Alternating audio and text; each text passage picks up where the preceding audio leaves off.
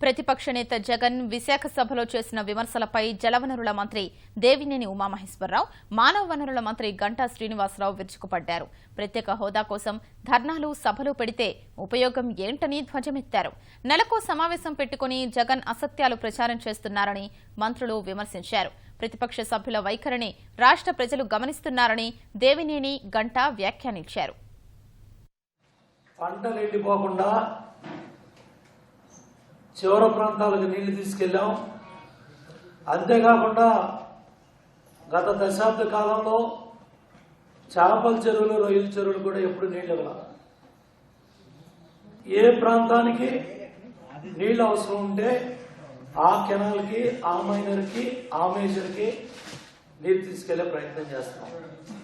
ఇవాళ కూడా ప్రతిపక్ష పార్టీలు తట్టుకోలేకపోతున్నారు.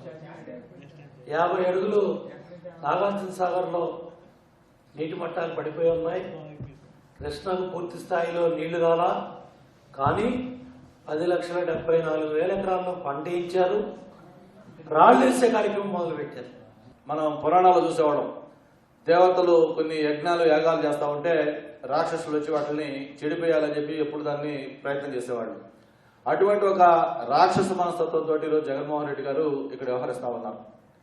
ఈ విధంగా కానీ భవిష్యత్తులో ఇట్లానే ఉంటే, ఇప్పటికైనా ఒక ప్రతిపక్ష నాయకుడిగా, ఒక బాధ్యత గల ప్రతిపక్ష నాయకుడిగా లేకపోతే ఇప్పుడున్న ప్రతిపక్ష పార్టీ నేత హోదా కూడా భవిష్యత్తులో ఆయనకు దక్కే అవకాశం లేదు.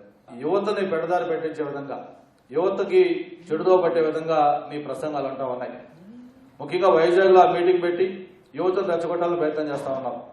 ఏ యువతనైతే నువ్వు రెచ్చగొట్టాలని ప్రయత్నం చేస్తా ఉన్నావో అదే యువత చేతిలో నీకు భంగపాటు తప్పదు.